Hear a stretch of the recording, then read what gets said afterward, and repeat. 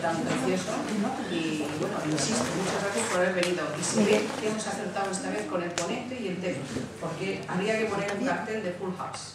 O sea, muchas gracias. Bueno, yo soy Garbiñe Larrazábal y soy la presidenta de la Asociación de Mujeres Universitarias de Marbella. ¿Oís atrás ahora?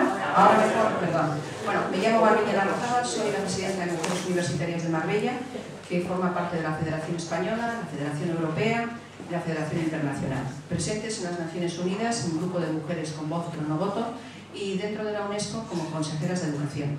O sea, nosotros somos un pequeñito granito de arena, como de Marbella, un pequeño granito de arena en todo ese enorme conglomerado de mujeres, tanto de Senegal, Uganda, Fiji, Estados Unidos. Somos mucha gente con muchas buenas intenciones y con muchas ganas de trabajar. Nuestras metas son el empoderamiento de la mujer, la educación permanente y la ayuda a los más cercanos, ¿no? Entonces no es lo mismo ser de la Asociación de Mujeres Universitarias en Marbella que en Senegal o en Uganda, ¿no? Nosotros nos decantamos por la cultura y con la ayuda del Ayuntamiento y de la gente de Marbella pues encontramos un hueco y desde hace 6 años que estamos legalmente constituidas, que fue en enero, hemos hecho 6 años, estamos abriendo camino o manteniéndonos dentro de ese entorno. La parte más interesante de nuestro proyecto en Marbella es nuestro proyecto de becarias, ¿no? Becas universitarias para chicas de Marbella San Pedro. De momento tenemos 11. Nuestro programa de becas, que fue idea de Blanca Moret, que está aquí en primera fila, que hay que decirlo.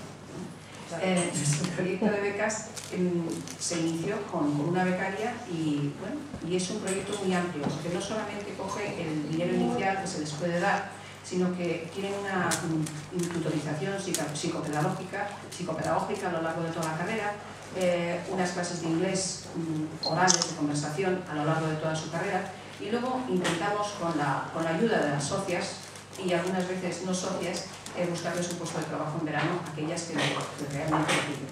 Entonces eso es un poco lo que nosotros hacemos. Luego ya paso a presentar a gente que no necesita presentación, pero bueno, que es parte del protocolo. A mi izquierda, ¿cómo te llamas? Francisca. Francisca. Es que he visto aquí María Francisca y digo yo, bueno, pero para los amigos y para todos los que van a estar, ¿qué carajo? Paso a hacer un resumen chiquitín de su vida profesional, porque todos le conocéis, es hija de Marbella, además va de hija de Marbella, que eso es muy interesante, que uno cuando llega a puestos altos en la administración, en la sociedad, en la vida, hay veces que se olvida sus orígenes, y ella para nada, ¿no? Entonces, licenciada en Derecho en la Universidad de Granada y desde mayo de 2011 es diputada de Economía y Hacienda. En julio de 2015, vicepresidenta primera. En julio de 2015, portavoz. Además, actúa como consejera en distintos organismos, entre ellos Marca Vélez Málaga, Patronato de Recaudación Provincial, etc. Su experiencia profesional como abogada es la de socio fundador del bufete Caracuel Abogados y es socio del mismo desde 2009. Otras actividades serían diputada del Ilustre Colegio de Abogados de Málaga, presidenta del Consejo Rector de la Escuela de Práctica Jurídica del Colegio de Abogados de Málaga, profesora de la Escuela de Práctica Jurídica del Ilustre Colegio de Abogados de Málaga, y luego puedo decir que ha estado de concejala o en distintos puestos políticos dentro del Ayuntamiento de Marbella, unas veces en la oposición, otras veces no, porque la democracia es así, unas veces estás en un lado y otras veces estás o dentro o fuera, como se quiere llamar.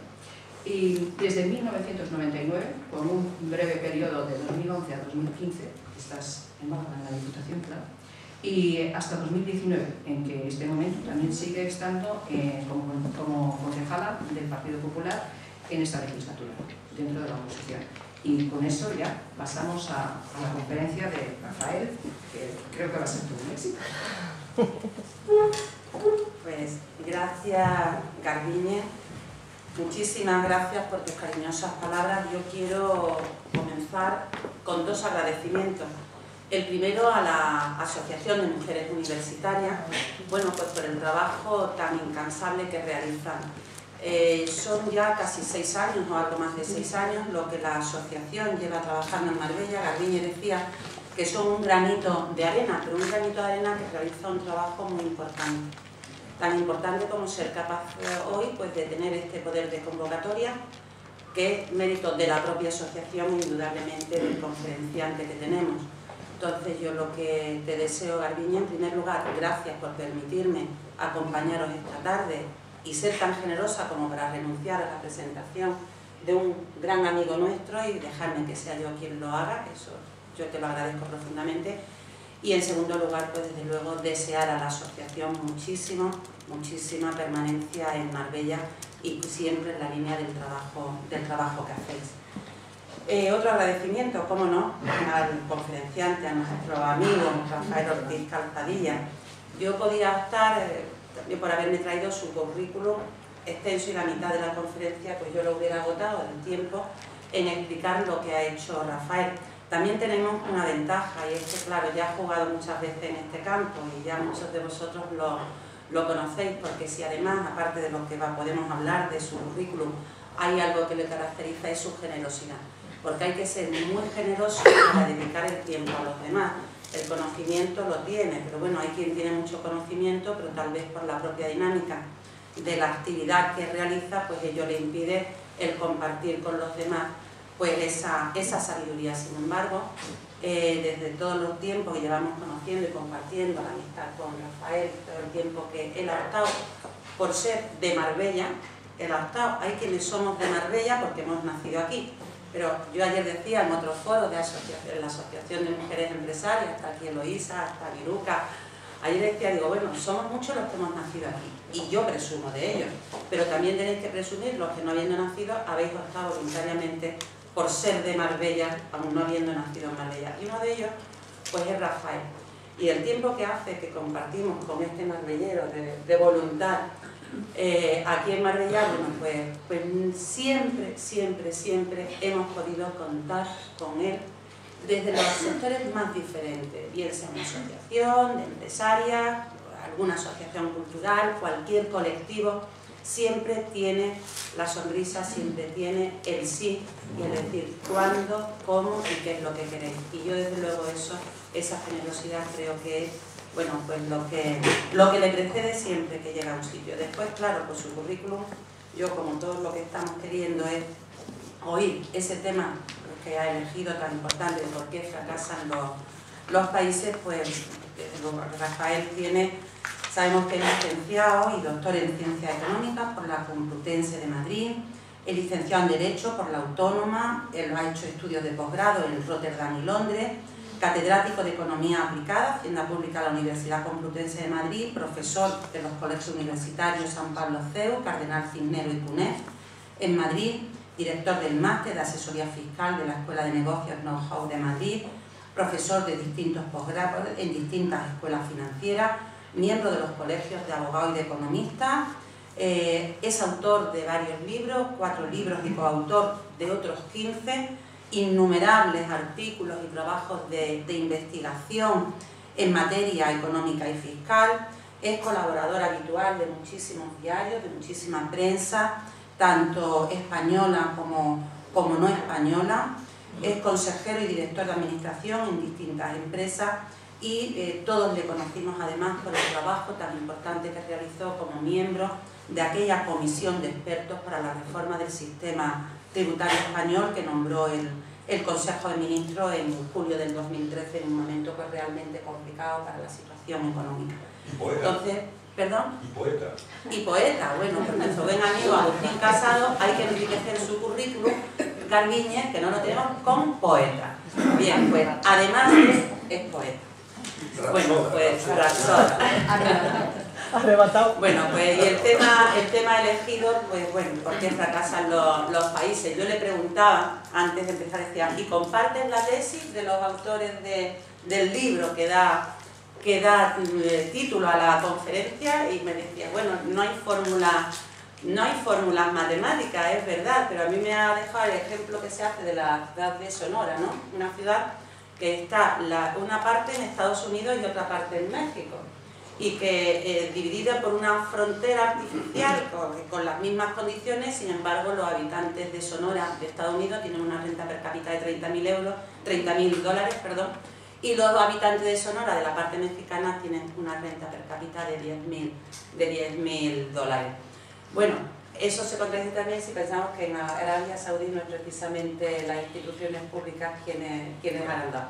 Pero bueno, el debate desde luego es sumamente interesante y yo creo que todos estamos deseando, Rafael, pues oírte. Después habrá un debate y de nuevo gracias por tu generosidad. Muchísimas gracias, Rafael. Tuyo es el tiempo.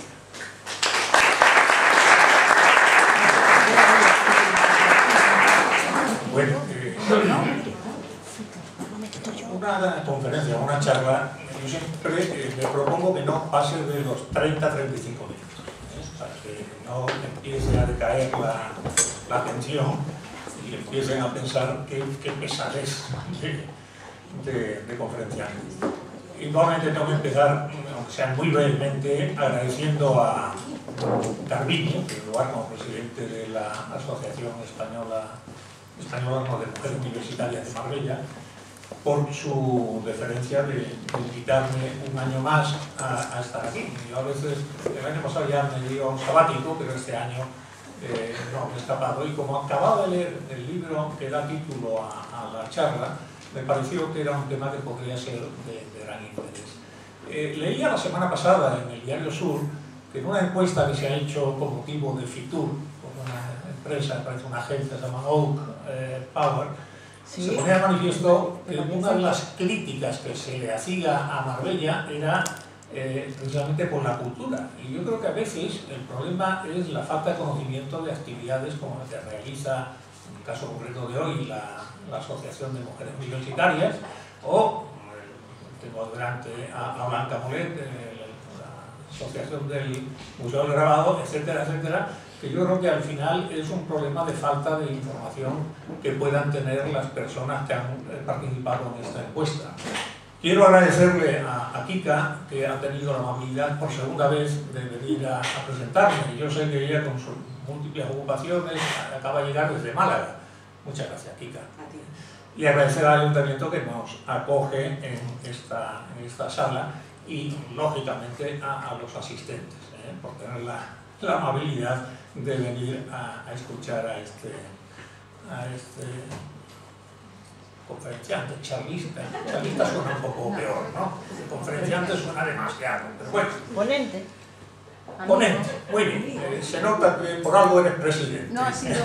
lo has dicho tú, perdón. Está mirando bien. Bueno, ¿por qué he elegido este tema? Cuando Garbiñe me plantea de qué podríamos hablar que fuese de interés para las asociadas y no asociadas, pues como comentaba anteriormente, pensé que este era un tema muy apropiado para este foro. ¿Por qué?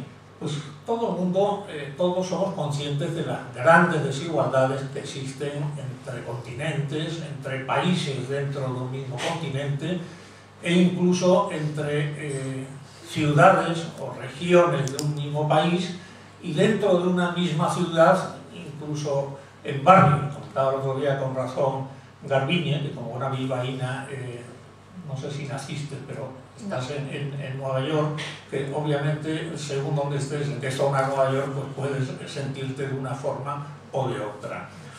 Ahora bien, yo creo que a veces somos conscientes de la gran desigualdad que hay entre países, continentes, ciudades, etc. Pero quizás sea bueno también que reflexionemos por qué se producen esas desigualdades. Y los autores de este libro, en el que yo he basado parte de mi intervención, identifican como instituciones inclusivas aquellas que favorecen el crecimiento, la equitativa distribución de la renta y de la riqueza, frente a lo que ellos conocen como instituciones extractivas, que son todo lo contrario, aquellas que acaparan el poder en pocas manos. Indudablemente no se produce una justa redistribución de renta y riqueza. Y yo creo que en la medida en la cual somos los ciudadanos, a la postre, con nuestro voto, decidimos qué tipo de institución se nos da en cada país, pues creo que también es bueno que reflexionemos sobre la tesis que sostienen estos autores, con la, como decía Rita hace un rato, pues se podrá estar de acuerdo en un 80, en un 70, en un 60 o en un 40%. Cada uno obviamente tendrá la libertad de opinar, de después, si nos da tiempo a un pequeño coloquio, pues podemos pensarlo.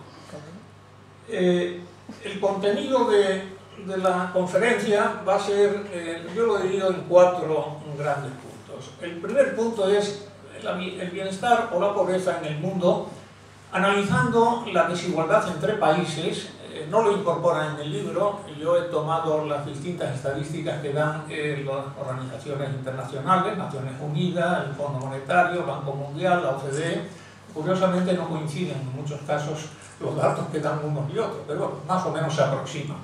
Pero después hay otro tema importante, porque el decir que la renta per cápita en un país es de 100 y en otro es de 50, no es suficiente, porque después está lo de la estadística. No es lo mismo decir que nos comemos 3 pollos por mes, porque algunos se comerán 6 y otros no se comerán ninguno. Y eso lo vamos a ver en lo que yo aquí he identificado como desigualdad interna que se produce.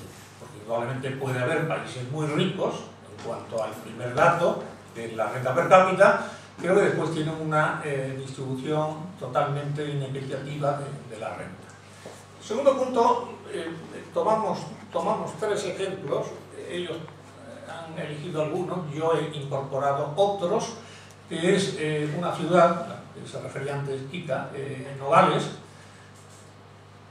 Yo he incorporado el tema de Alemania, por un informe que acaba de publicar hace unos meses el gobierno alemán al cumplirse los 25 años de la unificación, de la reunificación de Alemania, y el ejemplo de Corea Sur versus Corea Norte. En tercer lugar, ahí ya voy a las tesis que defienden los autores de este libro.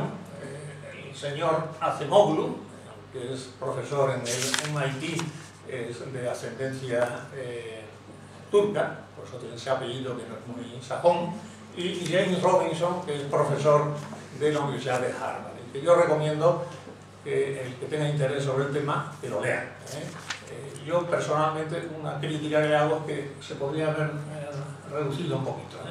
Esto pasa como las tesis doctorales, que parece que si no se presenta una tesis doctoral con 500 páginas, no vale. Y yo me acuerdo, una tesis de un cuñado mío que la presentó a la Universidad de Stanford, tenía 150 páginas, y era suficiente, más que suficiente. Pero bueno, las teorías explicativas, bueno, hay una serie de conceptos, y ya he hecho referencia a algunos de ellos, como las instituciones extractivas e inclusivas. Yo, ayer leyendo un artículo en El País, ya utilizaban esta expresión. Por eso yo creo que es bueno, incluso desde el punto de vista de la información, que sepamos que son conceptos o expresiones que se van incorporando al lenguaje periodístico o al lenguaje, digamos, profesional en España. El concepto de coyuntura crítica y destrucción creativa y los llamados puntos de inflexión históricos. Y termino con un capítulo de conclusiones.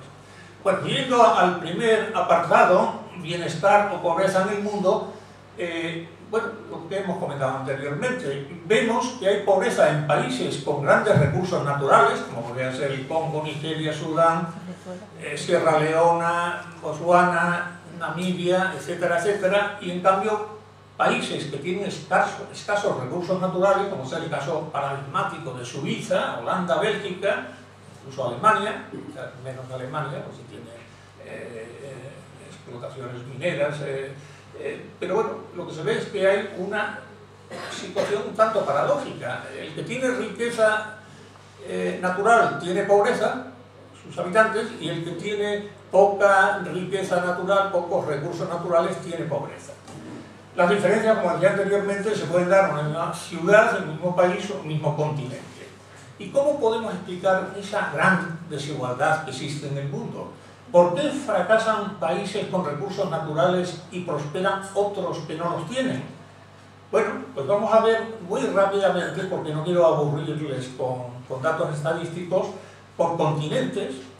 He obviado Oceanía, por razones obvias, porque al fin y al cabo Australia y Nueva Zelanda tienen un nivel de renta bastante parecido, pero por ejemplo, tomando países del norte de América, tenemos Canadá y Estados Unidos con más de $50.000 de renta per cápita, y en el momento que empezamos a descender, Puerto Rico, al ser estado asociado, todavía se acerca a los $20.000, pero ya México, República Dominicana y Cuba, que no tenemos datos del año 2014, pero en 2011 es el último que facilitó al Banco Mundial, pues tenía 5.880, una cantidad relativamente muy baja en comparación con sus vecinos del norte. Si nos vamos a Centroamérica, ocurre igual. Hay dos ejemplos, que son Panamá y Costa Rica. Bueno, explicables quizás porque Panamá, el canal le da posibilidades de que su renta sea elevada, y Costa Rica porque sería un ejemplo de país que tiene unas instituciones inclusivas frente a los demás países que, aunque teóricamente tienen instituciones democráticas, no utilizar siempre la expresión inclusiva, sin embargo es una democracia más formal que real, en el caso de Salvador, Guatemala, Honduras y Nicaragua. Si seguimos bajando, pues resulta que en el lado de la América Latina del Sur tenemos el cono sur, Uruguay, Chile y Argentina, con una renta relativamente más alta, y después tenemos en el otro extremo Perú, Bolivia, con una renta relativamente mucho más baja. En África, ¿qué pasa? Pues tenemos un ejemplo que es interesantísimo, que es Botsuana. Botsuana es el primer país en cuanto a renta per cápita, porque desde la independencia en el año 66 tiene una democracia que además, gracias a que no llegó Cecil Rhodes, el fundador de Rhodesia, que se iba apropiando de todas las posesiones que pudo, formó, si alguno por lo menos de mi edad recordará, en Rhodesia, los problemas que hubo en Rhodesia, con el apartheid tan radical que tenía el líder, que no era Ian, no me acuerdo si era Ian, bueno, o algo así. En cambio, los tres jefes de las principales tribus de lo que actualmente es Botsuana se fueron a ver a la reina Victoria, en el siglo XIX obviamente, y le pidieron protección frente a Cecil Rhodes, para que este señor no invadiese las tierras de Botsuana, y gracias a ellos, a la protección que le dio el Imperio Británico frente a un británico, porque al fin y al cabo Rhodes era británico, pues cuando alcanzaron la independencia en el año 66, pues tuvieron la posibilidad de tener un sistema democrático con elecciones que son ejemplo para el resto de África, y que además siempre se pone como ejemplo que la aparición de la riqueza que se manifestaba en los diamantes, el contraste con lo que pasó en Sierra Leona, algunos recordarán la película Diamantes de Sangre, de Leonardo DiCaprio. Bueno, pues en Sierra Leona ha servido para que se formen grupos elitistas en el sentido negativo, económico, pero no en el sentido, digamos, cultural, y en cambio en Botsuana, el gobierno de Botsuana lo ha dedicado fundamentalmente a educación, a sanidad y a infraestructuras, de tal forma que es un país que en comparación con sus vecinos, Sudáfrica también, Sudáfrica, el fin del apartheid supuso la posibilidad de que hubiese un crecimiento económico adecuado, y en cambio tenemos ahí los ejemplos de Sudán del Sur, que algunos conocemos, donde no llegan a $1.000 de renta per cápita, y ya el último de la lista que yo he manejado es Burundi, aunque en la mayoría de las listas aparece la República Democrática del Congo, también con $250 por año. En Asia, pues en Asia tenemos ejemplos también, lo que pone de manifiesto la gran desigualdad. Claro, Singapur con una renta per cápita superior a $50.000 y Pakistán con 1.400. O sea, las diferencias son bestiales.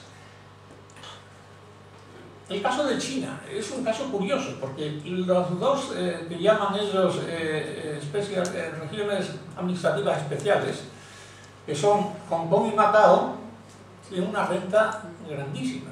Hoy he contrastado otro dato de Macao, que el otro día lo comentamos, y me daban 85.000. O sea que Macao, efectivamente, por alguna razón, Hong Kong, porque al final es un centro financiero de importancia mundial, e indudablemente estancia en este caso la colonia, ha sido beneficiosa desde el punto de vista de las cifras comparativas con lo que es la China continental. Y como veremos más detalladamente más tarde, el ejemplo claro de un mismo país, separado en este caso por una zona desmilitarizada de separación, Corea. Corea, claro, tenemos Corea del Norte con 3.700 dólares de renta y Corea del Sur con cerca de 30.000, 27.000 dólares. Bueno, y Europa, Noruega va a la cabeza, esa parte del petróleo y la población escasa, Suecia, Alemania, España se queda en una zona un poco más rezagada, Rusia con 13.000 y países que eran del antiguo bloque soviético que le está costando despegar. Tenemos Bulgaria, Georgia y Ucrania, que en algunos casos no llegan ni al 10% de la renta que pueden tener países como Alemania o como Suecia. Ahora bien, antes yo comentaba que si es importante comparar la renta per cápita, también es importante conocer cómo esa renta está distribuida en esos países. Y para eso, en economía, se utiliza un concepto que se llama el coeficiente de Gini. El coeficiente de Gini nos viene a decir que, teóricamente, aquel país que se le asigne, o que tenga, ¿no?, que se le asigne un coeficiente 0, tiene la mayor igualdad que teóricamente se puede dar. En la práctica no se va a dar nunca.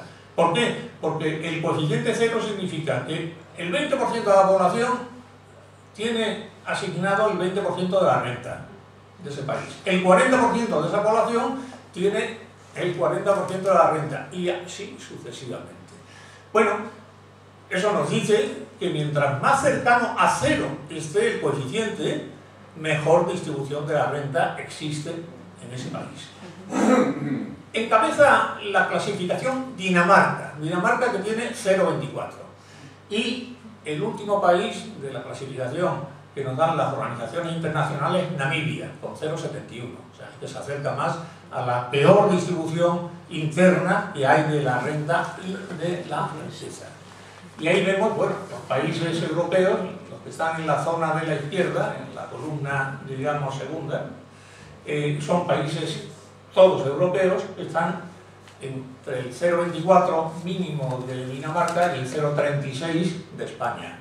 Y los que están situados a la derecha, paradójicamente Estados Unidos está por encima del 0,41. O sea, Estados Unidos tiene un problema serio de redistribución de renta y riqueza, a pesar de que sea la primera potencia mundial y a pesar de que sea un poco, por así decirlo, que rige el orden mundial al que hacíamos referencia hace 2 años en una charla que daba yo aquí, donde se enfrentaba Estados Unidos a China por el crecimiento tan grande que ha tenido China en los últimos años. Bueno, Argentina, México, Guatemala están todos en ese orden y ya países como Sudáfrica y Namibia se sitúan por encima del 0,6, incluyendo también Haití. Bueno, pues el primer bloque de cuestiones que yo quería llevar... ¿Ha dicho en qué posición está China? ¿Está? ¿En qué posición está China? China no da estos datos. No da. Curiosamente, en los datos de todas las organizaciones internacionales que he estado varios días buscando, ni China, ni Cuba, ni Corea del Norte. Corea del Norte sí, pero no lo he sacado de las organizaciones internacionales, sino de la ficha que elabora la Oficina de Información Diplomática del Ministerio de Asuntos Exteriores. O sea, el Ministerio de Asuntos Exteriores, cuando uno tiene curiosidad de ver un país, el embajador, la embajada, no será el embajador, será el agregado comercial o el agregado financiero, hace una ficha por país. Y en el caso de Corea, lo veremos más adelante, sí lo hace. Pero China no he conseguido en ningún dato estadístico. Antes mencionaba Kika el ejemplo que ponen estos señores, los autores de este libro, de una ciudad que es Nogales. Nogales es una ciudad que está separada por un muro. Porque yo he visto una fotografía, porque ya entrando, el que conociese Berlín, pues no es un muro, digamos, de hormigón, pero Berlín me refiero antes del año 89.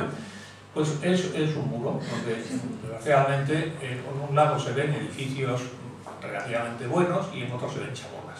Y está la Nogales de Arizona, en Estados Unidos, y la Nogales de Sonora, en México. De tal forma que Nogales es conocida como la ciudad de los túneles, porque tiene 40 y tantos kilómetros de túneles, donde pasa el contrabando y los que pueden pasar de México a Estados Unidos. La policía americana, la policía frontera, va cerrando túneles, pero los abren inmediatamente. Y por lo visto está como si fuese el metro, ¿no? Totalmente, digamos, taladrada por debajo. Bueno, es una misma ciudad dividida en dos partes, claramente, por un muro. Es la misma población, desde el punto de vista no numérico, pero desde el punto de vista de su origen, con la misma cultura, la misma situación geográfica y consecuentemente el mismo clima, y sin embargo una rica y otra pobre. Y eso es un poco el punto de partida que hacen los autores del libro. ¿Y cómo pasa eso en una ciudad que al final se nutrió de los mismos colonizadores españoles y que después, hace relativamente poco, al final del siglo XIX, es cuando una pasa a Estados Unidos y otra se queda en México? Los datos son elocuentes. En la Nogales de Arizona, la renta media por hogar está en torno a los $30.000. La mayoría de los adolescentes van al instituto, la mayoría de los adultos tienen estudios secundarios, la población, los indicadores de salubridad son bastante altos, la esperanza de vida es elevada, la mayoría de los residentes, bueno, hay un porcentaje grande, la mayoría son mayores de 65 años, lógicamente se deriva de esa esperanza de vida, y tiene buenas comunicaciones, en suma tiene seguridad jurídica, ley y orden, en el sentido de que en la Sonora de México la renta media está en torno a $10.000, o sea, un tercio de lo que ocurre en dos calles más o una calle más arriba. La mayoría de los adolescentes no van al instituto, la mayoría de los adultos no tienen estudios secundarios, hay una tasa de mortalidad infantil muy elevada, la esperanza de vida es más baja que al norte, los servicios sanitarios son deficientes, las carreteras en mal estado. Y el problema serio es un problema de seguridad jurídica, desde el punto de vista de invertir en seguridad jurídica, desde el punto de vista individual, porque hay sobornos, hay robos, hay secuestros. Ahora el Papa, como sabéis, acaba de hacer una visita a Ciudad Juárez y a la zona norte, con todos los problemas de seguridad que se podrían plantear. Bueno, las preguntas que no sabemos todos, si tiene el mismo clima, si es la misma situación geográfica, si es el mismo tipo de enfermedades las que hay en la zona, y si demográficamente esa población procede de los mismos inmigrantes europeos, que comparten además antepasados, música, comida, incluso cultura. ¿Por qué hay esa gran diferencia? Y entonces la explicación que dan los autores, y aquí sí que se ve un poco el sesgo anglosajón, y claro, yo como español pues, en esto me revelo un poco, pero bueno, también hay que reconocer y hacer mea culpa. Ellos dicen, bueno, la explicación no está en la frontera geográfica, ni en la frontera cultural, está en la frontera institucional, que dicen ellos.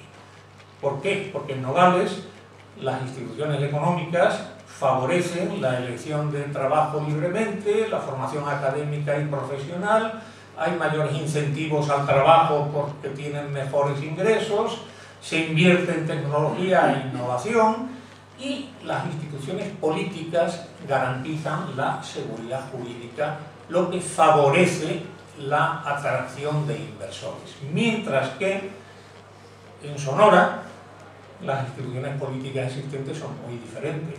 Hay menos incentivos para sus habitantes, para residir, para trabajar, para invertir. Hay corrupción, falta de capital humano, inseguridad jurídica, inestabilidad política, las infraestructuras son inadecuadas, con lo esencial que es eso para la actividad económica. Hay una inmigración muy grande, el que puede cruza el túnel, cruza la valla y se va al norte, y hay un alto nivel de delincuencia y consecuentemente de seguridad pública. Y ellos se adentran en la explicación de por qué o dónde surge esa frontera institucional. Y hacen un análisis de cómo se produce la colonización en América Latina versus a cómo se produjo en la América anglosajona. Aquí es donde ya nos puede salir un poco el sarpullido, que diríamos, digamos, latino. Pero bueno, ellos dicen, paradójicamente, y esto quizás sí que es interesante porque también ha pasado en África, en los países donde llegan los españoles había abundancia de oro, plata y otros metales. Había una alta densidad de población indígena y se encargan los Cortés y los Pizarros de establecer unas instituciones muy negativas para la población indígena. Son la encomienda, la mita y el trajín. La encomienda era la institución para el control del trabajo de los nativos. La mita era el trabajo forzado al que se sometían los nativos en las plantaciones. Y el trajín es el empleo de indígenas como sustitutos de animales de carga para llevar las mercancías. El objetivo de la encomienda de la mita y del trajín indudablemente es obligar a los indígenas a trabajar con un nivel de subsistencia y extraer la renta, de ahí viene el nombre de instituciones extractivas, en favor de los colonizadores. Y eso dio lugar, entre otros, a las críticas de Fray Bernardino de Sahagún y del más conocido padre Bartolomé de las Casas, que denunciaron dicha institución. La independencia del siglo XIX no dio lugar a un cambio en estas instituciones, porque así como en Inglaterra, que era una potencia inferior, menor que España, en el siglo XV, hubo un momento histórico importante, lo que se suele llamar, como veremos después en la tesis que defienden ellos, una coyuntura crítica, que fue la derrota de la Armada Invencible. Esto dio lugar a que la Armada inglesa saliese al mar. El otro día veía un documental muy interesante sobre la Armada Invencible, y el segundo de Lord Howard, que era el que la comandaba, era Sir Drake, el pirata. Y claro, él además se hizo famoso con la derrota de la Armada Invencible y, aparte de ser nombrado Sir por la reina virgen Isabel I, pues él, digamos, se lanzó a la conquista también de América. Inicialmente, los colonizadores anglosajones que llegaron a Estados Unidos querían copiar el modelo de Cortés y Pizarro, que era obligar a los indígenas que trabajasen para ellos y ellos beneficiarse extrayendo la renta que ellos generaban tanto en la producción de alimentos como en lo que entonces no se había descubierto, la fiebre del oro, que fue más tarde en California. Había menos recursos naturales. Ahora, esa fue la gran diferencia con la colonización española, la ausencia de recursos naturales, la baja densidad de población, con lo que no pudieron, digamos, aprovechar a los indios, que se escaparon los que pudieron, y la escasez de alimentos.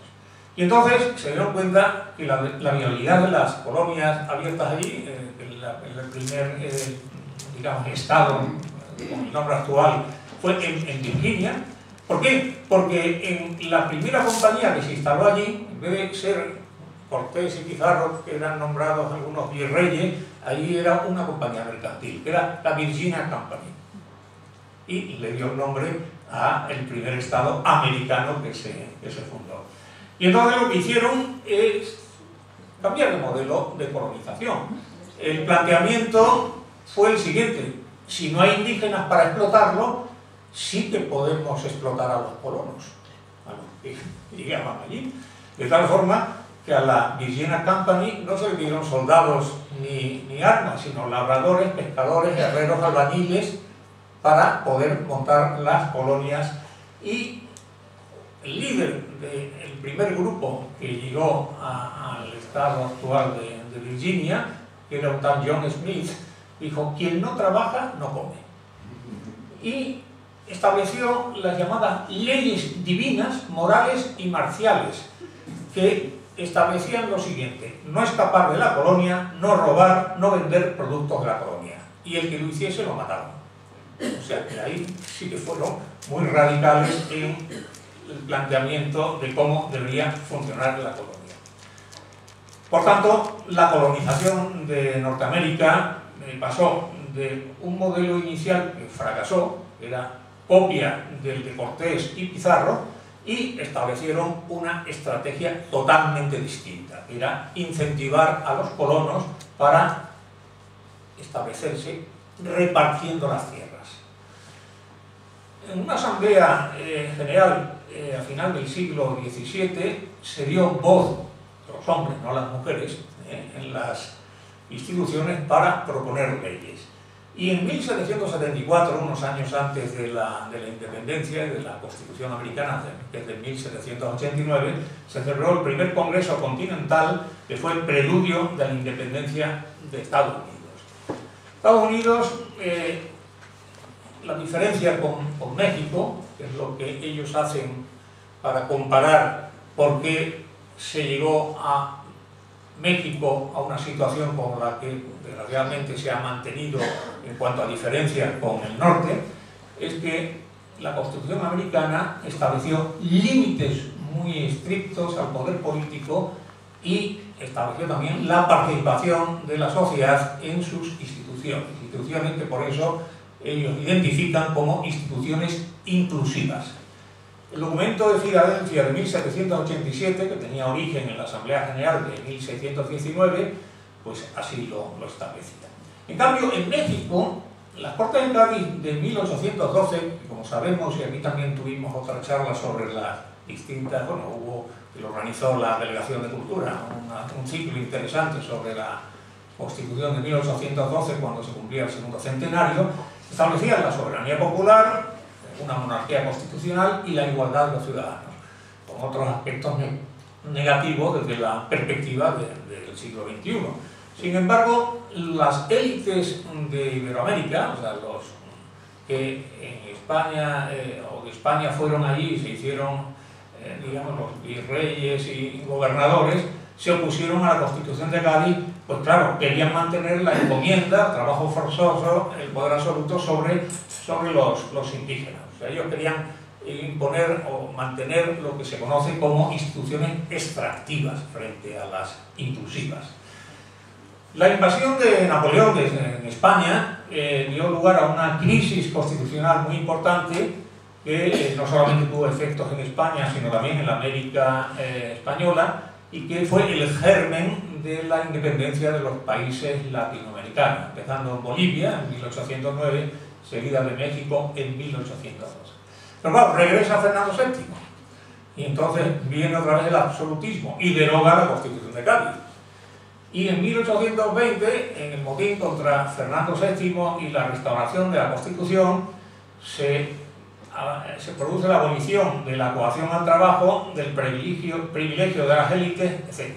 Pero las élites de México rechazaron la Constitución y entonces decidieron declarar la independencia y se estableció lo que se conoce un documento como Plan de Iguala, que elimina la Constitución española, en esa Constitución que estaban preparando para la independencia, porque amenazaba sus privilegios. De tal forma que el primer emperador, pues se proclama emperador, en México es Agustín de Iturbide, que Simón Bolívar lo describió a Iturbide como emperador por la gracia de Dios y de las bayonetas. O sea, que este no se andaba con gaitas. Y bueno, pues lo que se produjo es una ausencia de instituciones políticas limitadoras del poder de Iturbide, de tal forma que el emperador se convirtió en un dictador, y fue el dictador de México durante muchos años. La Constitución de Estados Unidos no crea una democracia según los criterios actuales, o sea, cada estado determinó quién podía votar, de tal forma que los estados del norte dieron el voto a los blancos independientemente de su renta, pero en cambio en el sur concedieron el voto de forma gradual en función de la renta que tenía cada uno, y en ningún caso se dio el voto a los negros, a las personas de color, ni tampoco a las mujeres. La esclavitud se consideraba constitucional y hubo 5 años de inestabilidad como consecuencia de la guerra civil en Estados Unidos, pero en México fueron 50 años. Esa es la gran diferencia. Claro, el tema en Estados Unidos se resolvió con el fin de la guerra civil.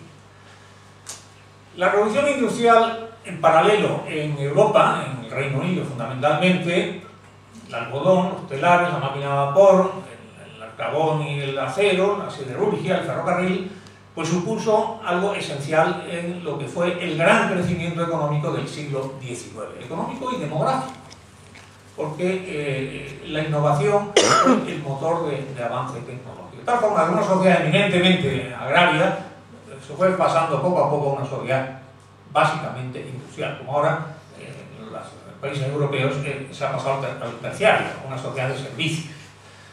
En Estados Unidos era un país democrático con todas las limitaciones que se pueden ver desde la óptica del siglo XXI, pero sobre todo era democrático en cuanto a innovación, porque tenía una legislación abierta sobre patentes, de tal forma que se daban patentes a gente que incluso no tenía una formación, no eran ni siquiera ingenieros. Estos señores ponen el ejemplo de Edison, que no tenía ni estudios secundarios. Pero bueno, Edison fue un gran inventor, patentó sus inventos y gracias a eso la competencia que creó en Estados Unidos, la existencia de personas como el ejemplo que toman ellos de Edison, unido a la expansión de la banca, porque evitaron los monopolios bancarios, dentro de que al final se puede decir que pues, efectivamente existen monopolios en Estados Unidos, si bien es verdad que también hay normas antitrust, como veremos ahora más tarde con el ejemplo de Microsoft.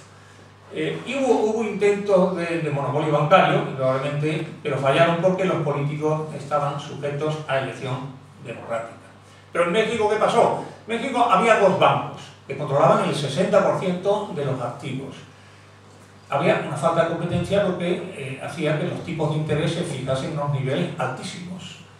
Los préstamos se daban a la clase privilegiada para aumentar su control monopolístico de la economía y las instituciones políticas favorecían la falta de competencia, de tal forma que el presidente Porfirio Díaz, violando los derechos de propiedad, facilitó la expropiación de la tierra, concedió monopolio a sus seguidores, especialmente la banca. Veremos más tarde que estos señores cogen dos ejemplos, Bill Gates en Estados Unidos y Carlos Slim, que es el primero en la lista de Forbes, cómo han hecho sus fortunas respectivamente Bill Gates y Slim. Bueno, aquí viene lo que acabo de comentar. Se dice, Bill Gates hizo fortuna mediante innovación, pero ojo, el gobierno de Estados Unidos demandó a Microsoft por abuso de su monopolio en los sistemas operativos. Le cortaron las alas con una sanción muy importante, como ahora están también con el tema de Apple. Tienen el tema del terrorista que mató a 14 y están en una pugna en los tribunales para ver hasta dónde llega el derecho de protección de los potenciales daños que se podrían ocasionar en un lado o en otro. Slim hizo fortuna en negocios bursátiles y en la compra y venta de empresas. Había un monopolio público en México, que era Telmex, que aunque la Comisión Federal de Competencia de México declaró que era un monopolio el amparo de la Constitución, le permitió a Slim hacerse con ese monopolio. De tal forma que, bueno, ellos ponen como ejemplo la forma de operar de las instituciones políticas de México frente a lo que hizo la administración americana, en el caso de Bill Gates y en el caso de Carlos Slim. Yo he incorporado, no lo tenían ellos en el libro, si lo mencionan, el caso de Alemania. ¿Por qué? Porque al final del año 2015 el gobierno alemán ha preparado un informe muy interesante, que yo creo que es digno de ver. En ese informe se pone en manifiesto que a pesar del esfuerzo realizado por la Alemania occidental en favor de la Alemania del Este, sigue en el año 2014, el informe está preparado en el 2015 y los datos son del año anterior, el PIB del oeste, el PIB del este es el 66%, las 2/3 partes del PIB del oeste. En 1991 era el 30%, o sea, se ha avanzado mucho, probablemente en el proceso de igualación del nivel de riqueza en un país y en otro. El paro en el este sigue siendo actualmente del 9,8%, en el oeste del 5,9%. La recaudación de impuestos en el este, que también es consecuencia parcialmente de lo otro, es el 50% de la recaudación impositiva en el oeste. Y un dato importante, veremos después cómo se traduce en una encuesta que se ha hecho entre ciudadanos de una y de otra parte de la Alemania. Hay un impuesto que se llama impuesto de la solidaridad o Solidarpakt, o mejor pronunciación que haría mi amigo Pult, que pagan los ciudadanos de Alemania del oeste para ayudar a la Alemania del este. Ha supuesto un importe de 30.000 millones de euros anuales y que se estima que la vigencia la tendrá hasta el año 2019, en momento en el que se acumularán 219.000 millones de euros. Las empresas del este, el problema que tenían era un problema de una tecnología obsoleta, una falta de innovación, falta de capital físico y humano. Siemens, por ejemplo, se trasladó de Berlín a Múnich. El sector de automoción y aeronáutica está en el oeste. Los esfuerzos que se están realizando es para que empresas de software que requieren una menor inversión material se instalen en el este, y se da un dato importante en ese informe del gobierno alemán, que solamente en 4 años las empresas, tras la reunificación de la antigua Alemania, República Democrática Alemana, pasaron de 14.000 a 4.000. O sea, hubo una caída drástica del número de empresas. La capacidad de compra en el este se estima en un 83% de la capacidad de compra que tienen los ciudadanos del oeste. Las preferencias en cuanto a bienes de consumo en el este se fundamentan en lo que no tenían en la época, digamos, de la República Democrática Alemana, que son jeans, chocolate y equipos de vídeo, y tienen un menor consumo, lógicamente, de bienes de lujo, de joyas, de relojes, incluso de muebles de casa, porque obviamente la renta es bastante más baja. Las empresas y marcas de la antigua República Democrática no se impusieron en la República Federal, y como dato anecdótico, la venta de vehículos, la marca que más se vende en la antigua RDA son el Skoda, y en la otra el BMW. Bueno, también es parejo con el nivel de renta. Ha habido una migración masiva. En los 25 años se estima en 2 millones de personas las que han pasado del este al oeste. Ha habido, consecuentemente, porque la gente que pasa son gente joven, un envejecimiento de la población del este. Las prestaciones de jubilación son inferiores, a pesar de que el gobierno ha intentado acercar las pensiones de una zona y de otra. Curiosamente, hay 2 datos aquí que a mí me resultan curiosos, no sé ustedes qué pensarán. Hay una impopularidad en el este mayor por el voluntariado. Uno diría, bueno, teóricamente tendrían que estar formados un poco en ayudar al prójimo, pues no. Y bueno, son 3 datos que son curiosos. Valoran la reunificación en forma positiva el 75% de los del este, y en cambio 48% del oeste porque le está costando caro. Supongo que dirán, esto nos cuesta muy caro. Pero sin embargo, a la hora de las preferencias políticas, los partidos de izquierdas tienen más popularidad en el este que en el oeste, que son más de derecha. Pero bueno, nos quedamos simplemente para que reflexionemos sobre estos datos, que yo lo vi cuando vi el informe del gobierno alemán, pensaba que era interesante, aunque no lo contemplasen los autores del libro. Indudablemente, Alemania ha tenido instituciones políticas muy diferentes. Por una parte, la República Federal Alemana ha tenido democracia con 2 partidos principales, el socialdemócrata y el democristiano, y en la República Democrática Alemana, quien la conociese en la época anterior, pues era una dictadura comunista con instituciones económicas totalmente diferentes. La República Federal con economía social de mercado, y la democrática con una economía de planificación central. El otro ejemplo, ya termino con esta parte, por así decirlo, de contrastación empírica de qué es lo que está pasando en el mundo, por lo menos en algunas zonas del mundo, es Corea. Corea, aunque ellos hacen referencia, pues no dan datos, y yo me he preocupado de sacar los datos que he podido gracias a las estadísticas del Banco Mundial, de la OCDE, de las Naciones Unidas, y sobre todo de la Oficina de Información Diplomática Española, que funciona bastante bien, porque dan bastantes datos. Incluso en este caso tiene hasta el coeficiente de Gini, y veremos que es muy parecido.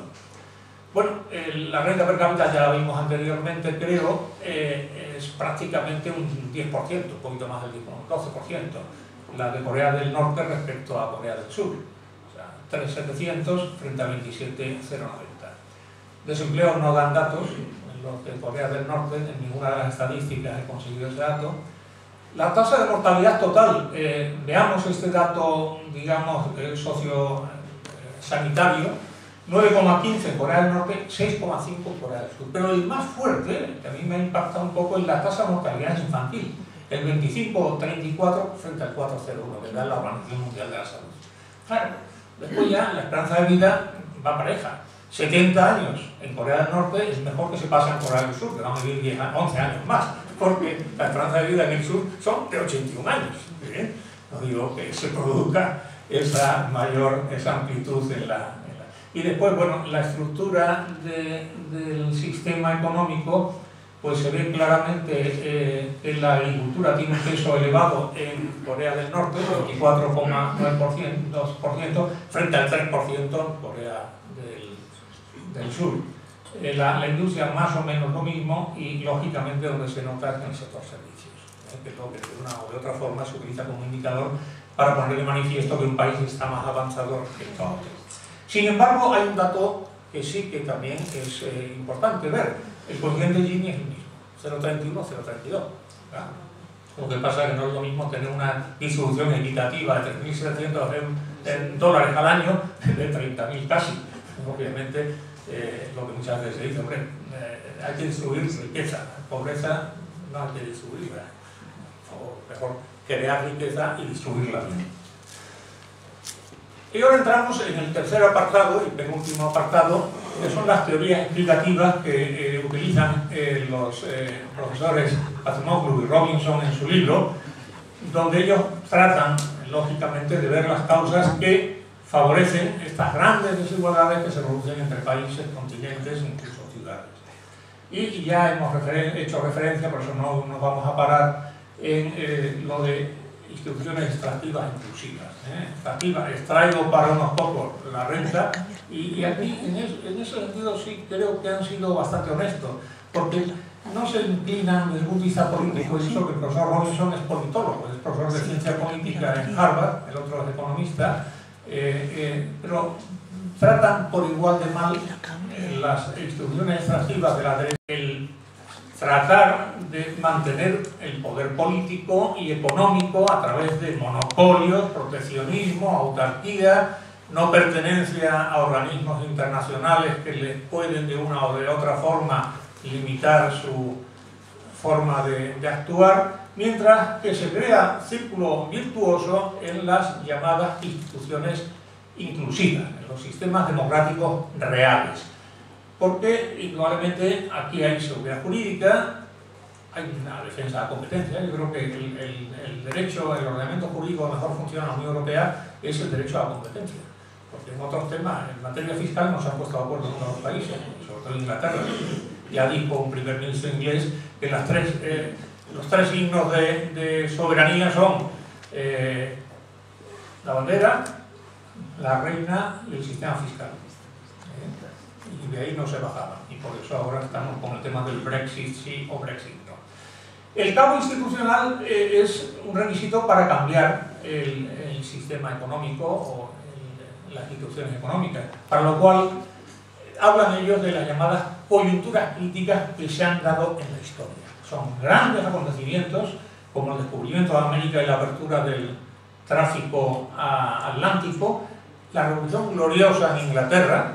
Recordemos que en 1688 el rey Carlos I de Inglaterra se enfrenta con el Parlamento y entonces Cromwell lo procesa y lo ajusticia y por primera vez en un país tan monárquico como Inglaterra, durante varios años hubo una república que duró hasta que el hijo de Carlos I, Carlos II, aceptó el control del Parlamento al presupuesto del Estado.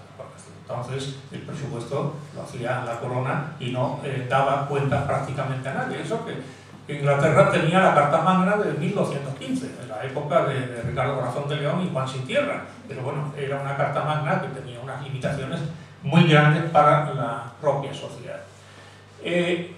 La Revolución Gloriosa en Inglaterra, la Revolución Industrial, en algún sentido vino favorecida por esa Revolución Gloriosa. Yo diría la Revolución Francesa también probablemente dio paso a un sistema político mucho más abierto que el que había hasta entonces con el État Semois de Luis XIV.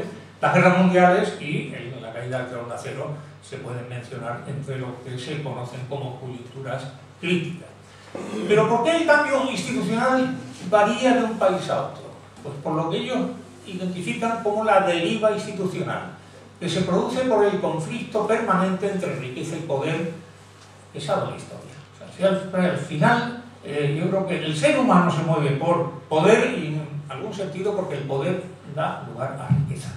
Riqueza que en unos casos se ha manifestado en los monopolios a favor de grupos o personas individualizadas y en otros casos a través del manejo del capitalismo de Estado. Y el poder lo tengo yo y la riqueza la tengo. Eso se ha visto claramente en países que han pasado de un sistema a otro, pero que al final el poder sigue en las manos de los que realmente antes, perdón, la riqueza sigue en las manos de los que antes detentaban el poder. Ha habido similitudes, o había similitudes entre la situación de Inglaterra, Francia y España en la época de la colonización, pero la coyuntura crítica del comercio atlántico transformó más las instituciones en Inglaterra, porque en Francia y España el poder político residía fundamentalmente en la monarquía y en la nobleza. Y ahí mandamos a Cortés, a Pizarro, en plan de virreyes, y algunos recordarán la película La Misión, la encomienda, la lucha que había entre los jesuitas para mantener los derechos de los indígenas y los portugueses, y de una forma o de otra también los españoles, para mantener la encomienda, la mitad y el trajín. En cambio, en Inglaterra fueron los grupos opuestos a la monarquía, los empresarios, los gremios y los burgueses, los que realmente tuvieron el papel protagonista en la colonización. Por tanto, la historia, y aquí yo creo que es importante, sobre todo en una asociación de mujeres universitarias, que tratemos de no compartimentar excesivamente las disciplinas, porque estamos aquí relacionando historia, sociología, ciencia política, ciencia económica, porque al fin y al cabo todos estamos en un conglomerado de disciplinas que al final nos unen. Y es una pena, ya hago un inciso, y yo cuando tanto estudié económicas como derecho, me gustaban mucho los planes de estudio del 53, soy un poquito mayor, porque teníamos, yo me acuerdo que tuve en económicas de profesor a un yerno de Ortega, Paulino Garraboni, y nos dio un curso precioso, que es filosofía, que fue el año que lo expulsó el gobierno a Ortega de la universidad. Y entonces él dio unas conferencias que la plasmó en un libro de la colección Arquero, estos libritos amarillos, en España invertebrada, que es filosofía, la reunión de las masas, que leíamos cuando éramos jóvenes, ahora ya leemos otras cosas, ¿no? Y entonces muy bonito, y teníamos también filosofía, económicas, filosofía, y lógicamente historia. Teníamos, por ejemplo, catedrático que tuvo la suerte tan grande de tener, como era Gonzalo Áñez, que fue presidente de la Real Academia de la Historia, o estructura económica como José Luis San Pedro, la sonrisa etrusca, todo da gusto. Y bueno, y el derecho también, el derecho natural, ¿cómo se llama? Y filosofía del derecho, tal. Bueno, pues yo bien un poco a cuento de eso, que al final la historia nos tiene que servir un poco, como se suele decir muy coloquialmente, para no repetir los mismos errores o para aprender. Bueno, en resumidas cuentas, y ya concluimos, para que no me pase que me estoy pasando. Conclusión. Está claro, vivimos en un mundo que no es igualitario y que hay diferencias muy grandes como las que hemos puesto de ejemplo y ponen los autores de ejemplo, que yo, como es Nogales, la ciudad de Nogales, en el norte de México, estado de Sonora, y sur de Estados Unidos, en el estado de Arizona. Países ricos frente a los países pobres. ¿Qué ocurre? Que las personas están más sanas, que viven más años, que tienen una educación más alta, tienen mejor calidad de vida, tienen carreras profesionales, mejores infraestructuras, mayor seguridad jurídica, más derechos políticos. Y claro, la consecuencia de la desigualdad es crear incentivos a cruzar el Río Grande por los túneles de Nogales, el Mediterráneo que nos llegan, en este caso de Siria, por otras razones también, que es la guerra, o el caso de Berlín. Yo conocí Berlín antes y después del muro. Claro, es que ¿cómo es posible? Yo todavía cuando fui a Berlín antes del muro creía que el sistema era más justo, pero cuando vi lo que vi, pues se me cayó un poco, me cayeron los palos del sombrajo. Bueno, afortunadamente ya Berlín es una sola ciudad. Y el ejemplo que hemos puesto de Corea del Norte frente a Corea del Sur. La razón para la existencia de tanta desigualdad, lo hemos visto, están las instituciones de uno y otro lado, de Nogales, de Corea, etcétera, etcétera. Los países que tienen instituciones inclusivas o extractivas, bueno, pues en forma distinta organizan los incentivos que dan a los individuos y a los políticos. Las instituciones políticas, claro, que influyen en el comportamiento de estos individuos, que son los que forjan el éxito o el fracaso de sus países. Y el ejemplo que se pone aquí, de nuevo, por los autores, son el ejemplo de Bill Gates o Steve Jobs, donde la ambición y el talento y el sistema educativo y económico de Estados Unidos le permitió adquirir una formación y crear empresas, financiarlas, contratar personal cualificado, ampliar mercados, gracias a unas instituciones políticas inclusivas que garantizan la seguridad jurídica, la protección de los derechos sociales, de la propiedad, las reglas de la competencia, la libertad individual. Y ello fue posible porque el poder político estaba limitado o está limitado en los países democráticos. Conclusión: las instituciones políticas condicionan las instituciones económicas y explican la existencia de bienestar o pobreza en una sociedad. Pero yo diría también, y lo añado, se da crecimiento también en sociedades con instituciones extractivas. Si hubiese más tiempo, pues hablaríamos del caso de China. China ha tenido un crecimiento muy grande. Lo que pasa es que ahora está la tesis de estos autores es que al final, a largo plazo, tienen que pasar de instituciones políticas extractivas, al igual que han pasado de instituciones económicas extractivas e inclusivas. Al fin y al cabo, China ha descubierto el crecimiento gracias a que las instituciones económicas, si no son plenamente inclusivas, en el sentido que no hay una economía de libre mercado, se está acercando al libre mercado, lo que está favoreciendo crear más riqueza y sobre todo alimentar a una población tan amplia. Y ya me callo porque he hablado demasiado.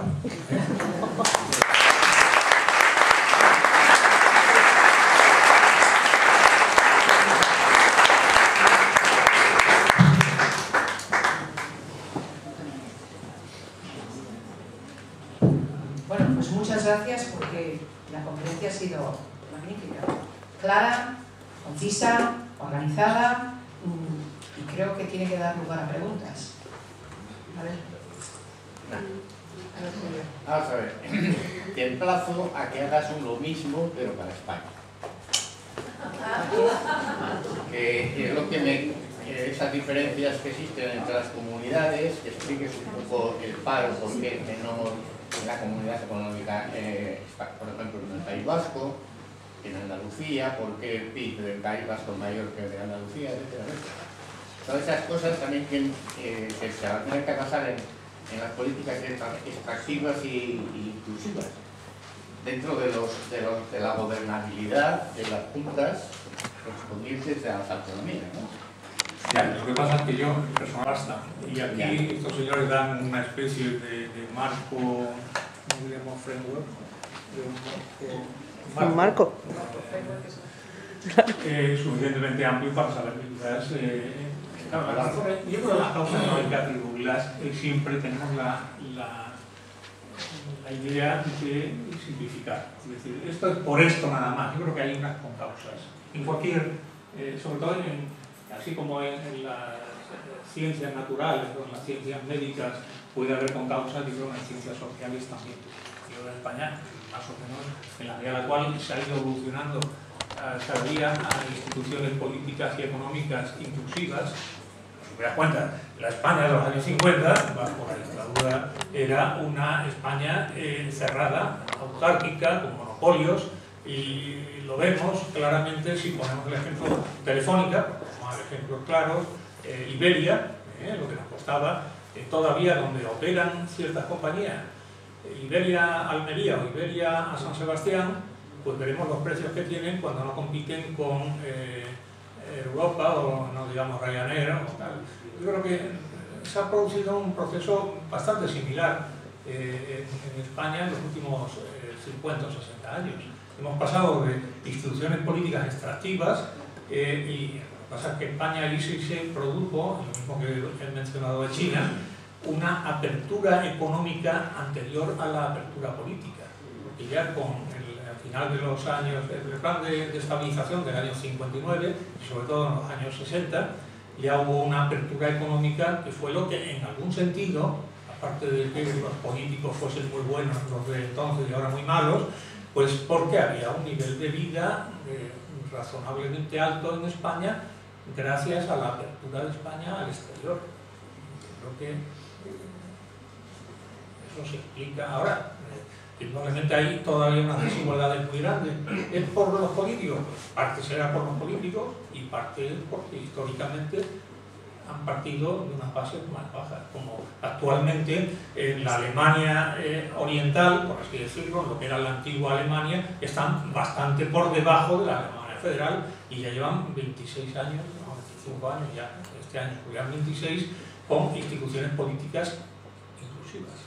Yo, si me permitís, para que nos hagamos una idea, en Andalucía el tren era de carbón y de chimenea hasta los años 60 y tantos, mientras de Peñaperros para arriba era eléctrico, ¿eh?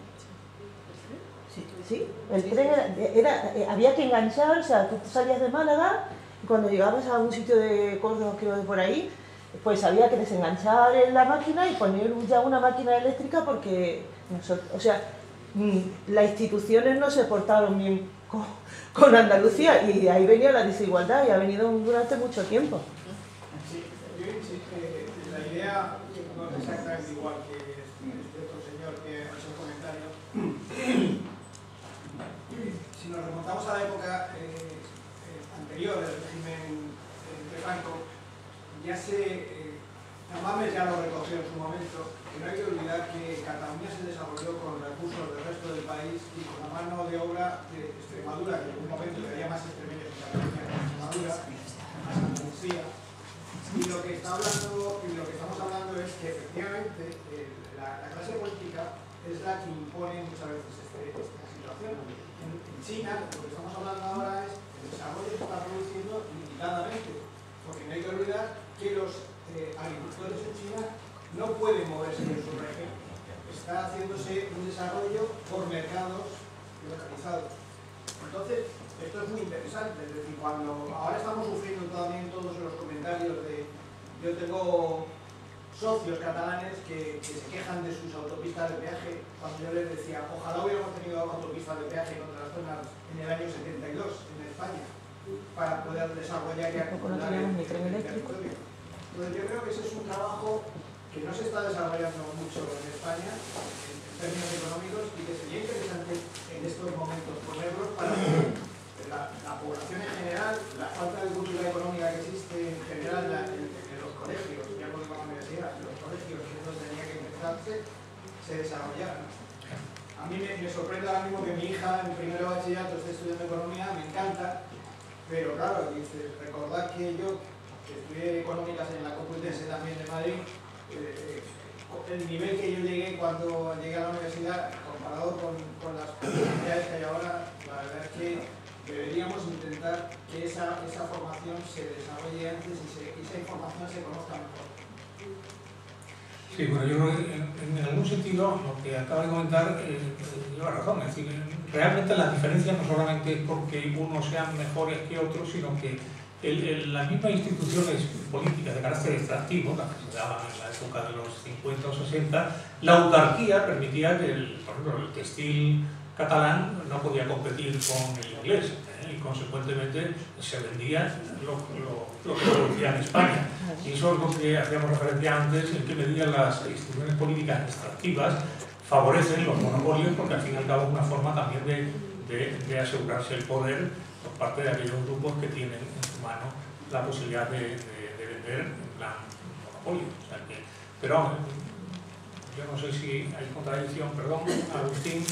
Sí, no, yo quería primero agradecerte la muy amena charla y por otro lado, sin defender al detalle de estos señores, que es que daría conversación al infinito, sí me parece pensar, si la conclusión es que o las diferencias obedecen o se deben a las instituciones, yo quiero pensar que haciendo abstracción, desde luego, de los casos de dictaduras, porque donde hay patrón no manda marinero, ya que el tío se la dé, o sea, ahí no hay nada que decir. En los casos que han tenido algo parecido a sistemas participativos o democráticos, oiga, las instituciones no salen en el bote de detergente, nos las damos los ciudadanos. Luego, en última instancia, aquellas instituciones que hayamos permitido son las que al final quizás van a determinar el devenir de ese país.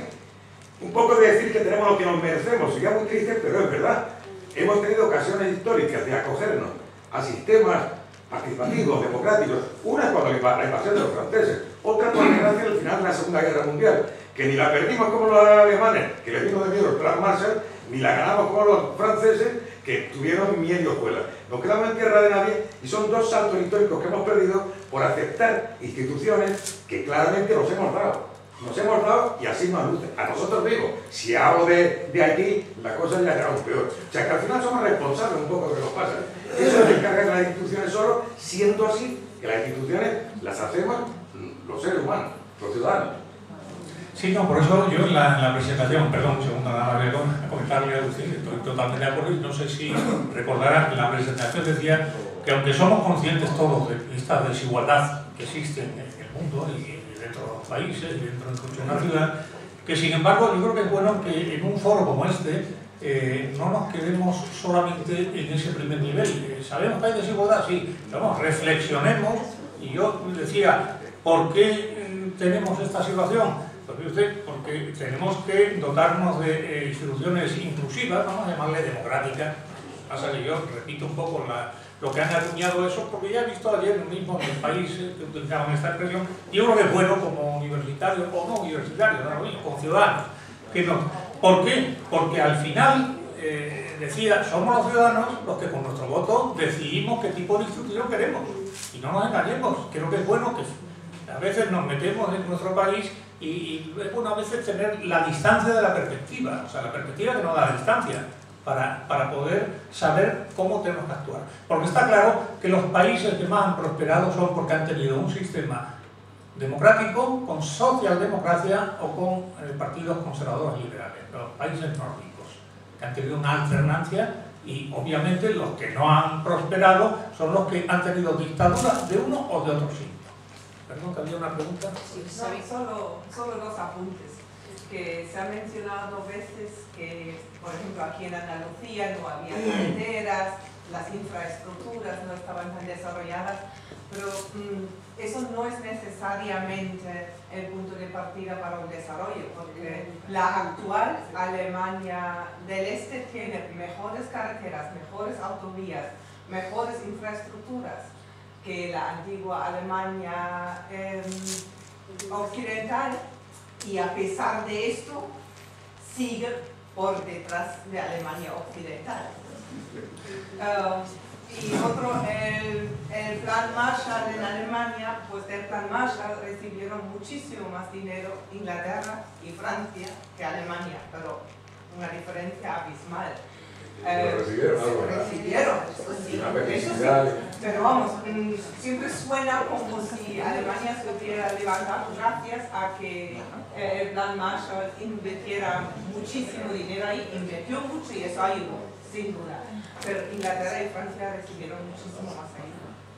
Si me permite una sola cosa, estamos descartando todo lo que dice que quieren mejores carreteras y seguramente es cierto. Pero, y los autores también descartan el asunto inercia. El hecho es que los indicadores se van acercando los dos a Alemania, pero hay una inercia que pesa enormemente. El punto de partida no es el mismo. Estamos midiendo a fecha de hoy, pero usted empezó a correr hace un cuarto de hora y a mí me acaban de dar la salida. O sea, ocurre en Alemania, ocurre en cualquiera de las comparativas que ha exhibido. Hay un factor inercia que descarta el autor, el maximalista. Esta es la fotografía del momento sin tener en cuenta aquella cosa. No, pero en Alemania no son los autores, Agustín. En Alemania es el informe del gobierno alemán que ha presentado en el último trimestre del 2015, en octubre, noviembre, y claro, no se limita a ver las causas, sino simplemente a manifestar qué es lo que hay ahora y cómo se ha ido evolucionando. Estamos de acuerdo que gracias, pero claro, el punto de partida es distinto porque las instituciones políticas que habían en una y en otra Alemania eran también distintas. Entonces, aquí al final lo que se trata, la tesis que ellos tratan de convertir, o la hipótesis, mejor dicho, que tratan de convertir en tesis, entre la contrastación empírica de lo que ha pasado en distintos países del mundo, es por qué en unos países se ha llegado a ese punto de partida, porque claro, Alemania antes del año 49 era la misma Alemania, y sin embargo del 49 hasta el año 89, que cae el muro de Berlín, es donde se produce la divergencia en cuanto a indicadores tanto económicos como sociales, que tiene, sociosanitarios, socioculturales, que tiene una y otra Alemania. Claro, yo creo que la idea, efectivamente, en relación con lo que usted dice, es que tratamos a veces de simplificar creyendo que hay una sola causa explicativa de... Claro, siempre hay causas que confluyen, la inercia, el punto de partida, pero al final volvemos a la tesis principal. Las distintas instituciones que rijan en un país son las que van a condicionar la situación económica de ese país, y eso está demostrado. Pues ahora tenemos una coyuntura en España muy positiva, muy realista o muy negativa. Entonces vamos a ver qué hacemos todos para que España no se convierta en la Alemania del Este. A ver qué hacemos todos. Ya, bueno, yo personalmente, no sé si presidenta, España no se convierta en la Alemania del Este. No, yo creo que es... Ahora es el momento. Lo que pasa es que creo que ese no es el foro, no creo que es el foro para esta afirmación. Digo que creo que no es el foro para esta afirmación. ¿Cómo sé que? Creo que no es el foro para esta afirmación. Hablamos para eso. Llevo ahora hablando de por qué fracasan los países. ¿Alguna otra pregunta? No se gobierna porque ahora es el momento que tenemos que hacer bien la selección. Muy bien, muchas gracias, señora. Yo creo que le hemos entendido perfectamente. Muchas gracias. Ha sido usted muy amable. Yo creo A ver, que por favor, yo hablo al señor que ha dado sí. la conferencia. Mire, ahora es el momento que nosotros tenemos que sacar un gobierno que nos gobierne bien. Entonces está en nuestras manos. Que no trabajamos para que España no se convierta en la Alemania del Este. Ya, pero únicamente yo creo que la reflexión está lanzada. Ahora ya es un tema muy individual que cada uno tiene que buscar. Sí, pero yo no soy de ningún partido y no vengo aquí a propugnar un gobierno u otro, como puede entender. A ver, la señora... No, únicamente era que ese tema de las diferencias también de unos países y otros y de norte, sur en general, no me ciño a ningún país en especial, está y que no se ha hecho mucha mención porque parece que tiene poca relación con la cualificación de la población o de la riqueza o de las instituciones, y es algo que para mí es fundamental para sacar un país adelante, y es la formación y la educación de sus ciudadanos, que eso es lo que de verdad luego se tiene una materia prima de la gente que crean empresas, pero primero la gente tiene que estar formada. Bueno, yo en eso estoy hablando. Precisamente mi tesis doctoral, allá por el año 73, hace ya 43 años, bueno, pues era inversiones en capital humano. Me llevé la gran alegría, en España, yo me acuerdo en la facultad me decían, te hablas de capital humano, entonces no se habla más que de capital material, capital físico. El capital humano sonaba un poco, incluso sospechoso.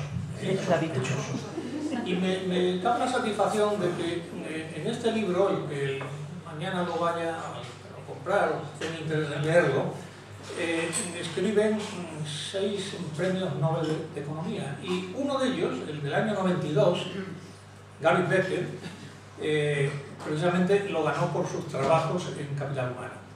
No quiere decir que él incorporase, yo copié mucho de Gary Becker, porque ya estaba trabajando en el año 73. Lo que pasa es que tardaron tiempo en darle la razón hasta que quizás vieron mi tesis doctoral los académicos de Suecia y dijeron, este hombre ha acertado que lo importante en un país es el capital humano.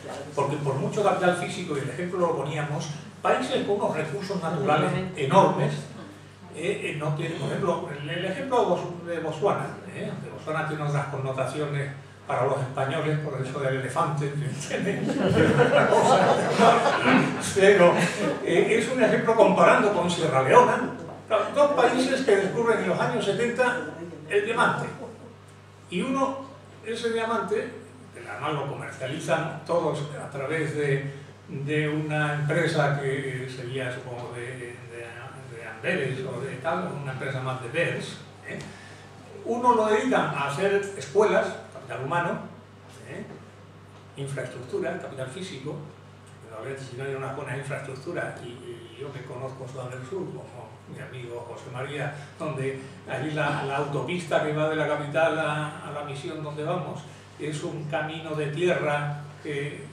cuando caen 4 gotas allí no puede ir nadie.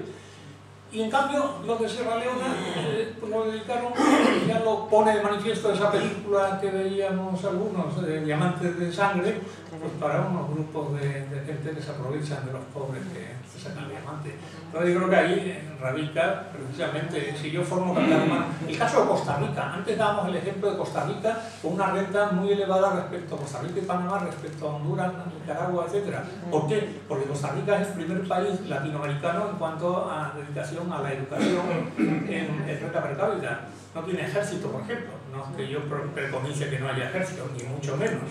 Y además el anterior conferenciante, gran amigo que estuvo aquí, lo presenté yo, que es el teniente coronel Jesús Díez.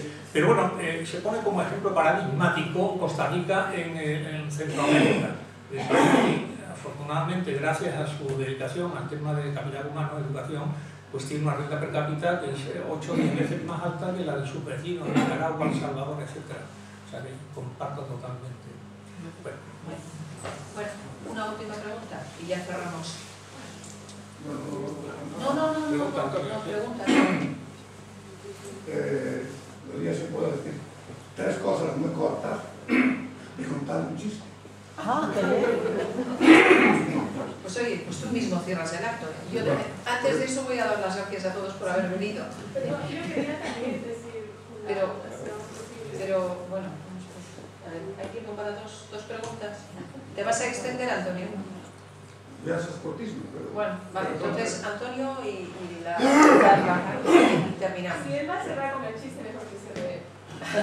Entonces, me permitís previamente solamente anotar que en ocasión de un festival de música estuve en Noruega, y como sabéis vengo de Perú, y efectivamente ahí se cumple a rajatabla lo que he presentado, que donde más riqueza natural hay, mayor desigualdad de la distribución de la riqueza en la población.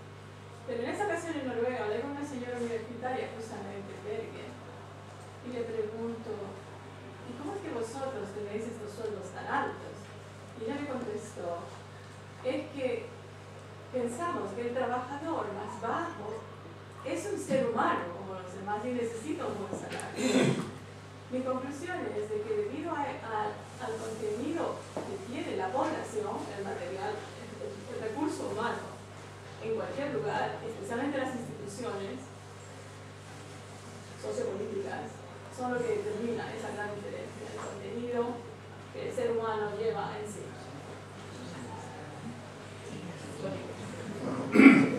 Yo he visto que los países más desarrollados de mayor renta per cápita están dentro de un sistema cultural, que es el de nuestra cultura occidental, greco-romano, judeo-cristiano, una parte. Segundo, países que tienen un sistema político de una democracia liberal y un sistema económico, la economía social de mercado. En cuanto a lo del País Vasco y Cataluña, no hace mucho leí una cosa de un viajero francés de hace 100 y pico años que decía: no entiendo a los españoles, especialmente a Andaluz y Tremendo. Mandan el algodón de Sevilla a Cataluña, allí lo elaboran y luego se lo compran 3 veces más caro que lo podían comprar en Francia. Y el chiste, yo he estado trabajando en Berlín y vi los tiempos aquellos. Lo que es la democracia liberal es la economía del mercado y esa otra democracia y economía de planificación y llamada democracia popular. Se cuenta que los sindicalistas de la Alemania occidental hacen un viaje no institucional o como se llame a la Alemania oriental y visitan pues, una fábrica de coches, aquella del automóvil y tal. Oh, esta fábrica, muy bien. ¿Qué coche? No, está bastante bien. ¿Y de quién es esta fábrica? Nuestra, del pueblo. ¿Van? Ajena y visitan las fábricas de porcelana. No, pero no está mal. Preguntan también, al salir, hay unos cuantos cochecitos en el aparcamiento y estos coches son de ustedes del pueblo. Y de no, esos son del secretario del partido, del jefe del politburó, etc. ¿no? Visitan la segunda fábrica, la fábrica de Genas, por ejemplo. Oye, pero no está mal. Sí, sí. ¿Esta fábrica de quién es? Nuestra, del pueblo. Así se llamaba no había sociedad anónima, se llamaba así. Se llamaba Sociedad Social del Pueblo. Ustedes, del pueblo, muy bien. Y salen fuera 3 o 4 coches. Y los coches también de ustedes, del pueblo, del jefe del politburó, del secretario del partido, etc. Bueno, y así. Vuelven, y entonces vienen los de la Alemania Oriental, sindicalistas, a la Alemania Federal. Bueno, ven la primera fábrica, ven Stuttgart, ven la fábrica Mercedes. La fábrica, allá, ¿y esta fábrica de quién es? De ustedes, del pueblo. Dice, no, de los socios capitalistas. Vale, qué pena. Salen fuera y hay un aparcamiento lleno de coches, de cientos de coches, y esos coches son también de los socios capitalistas. No, no, esos son nuestros, del pueblo.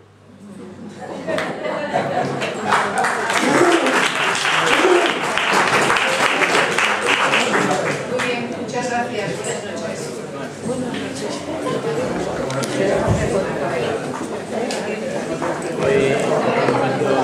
Espera, no.